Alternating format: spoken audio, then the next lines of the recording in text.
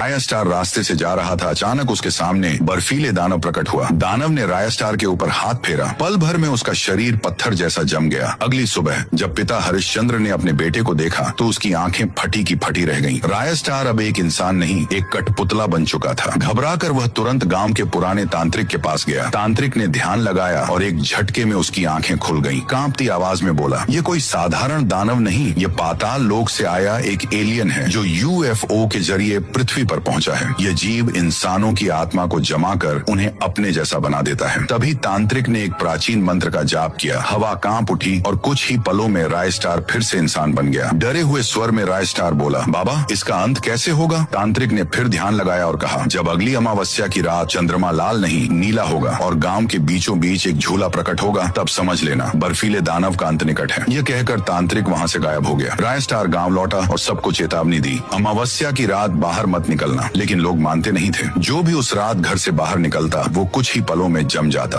और वो इंसान धीरे धीरे उसी बर्फीले दानव में तब्दील हो जाता। ये सिलसिला 30 साल से चल रहा था। कोई नहीं जानता था ये सब क्यों हो रहा है। फिर एक अमावस्या की रात आई। गांव में मेला लगा था। खुशियां थीं, झूले थे, दुकानें थीं। रात के ठीक 12 बजे राय स्टार अपनी छत पर गया और चंद्रमा को घूरने लगा। चंद्रमा लाल था और तभी आसमान से वही बर्फीला दानव उड़ता हुआ दिखाई दिया। दानव के गांव में उतरते ही जमीन जम गई। लोग भागने लगे मगर कोई नहीं बच सका। जो बचे वो मारे गए। 500 साल बीत गए। फिर आई अमावस्या की रात। चंद्रमा का रंग नीला हो गया। आसमान लाल हो उठा। सन्नाटा छा गया। राय स्टार दौड़कर गांव के बीच पहुंचा और उसकी आंखें चमक उठी। सामने वही झूला था। राय स्टार झूले पर बैठ गया। झूला तेजी से नाचने लगा। तभी झूले से एक आवाज आई, इस दानव का अंत किसी इंसान के हाथों नहीं होगा। इसे खत्म करेगा वही जिसका शरीर आधा इंसान और आधा जानवर हो। राय स्टार चौंका, मेरा शरीर भी आधा इंसान और आधा खरगोश जैसा है, यानी मैं ही इसका अंत कर सकता हूँ। झूला रुक गया। अगली अमावस्या गांव एक बार फिर शांत था। रात के 12 बजे वही दानव आया और इंसान का रूप लेकर राय स्टार की ओर बढ़ा। राय स्टार दौड़ता हुआ झूले की ओर भागा और गायब हो गया। दानव ने सोचा शायद ये झूले में है। वह झूले पर बैठ गया। झूला जोर जोर से नाचने लगा। अचानक आसमान लाल हो गया। एक तेज आवाज के साथ यूएफओ आसमान से उतरा और दानव को अपनी ओर खींचते हुए ले गया, हमेशा के लिए। अगली सुबह गांव के सभी जमे हुए लोग ठीक हो गए। गांव में फिर कभी कोई बर्फीली घटना नहीं हुई। लेकिन हर अमावस्या की रात आज भी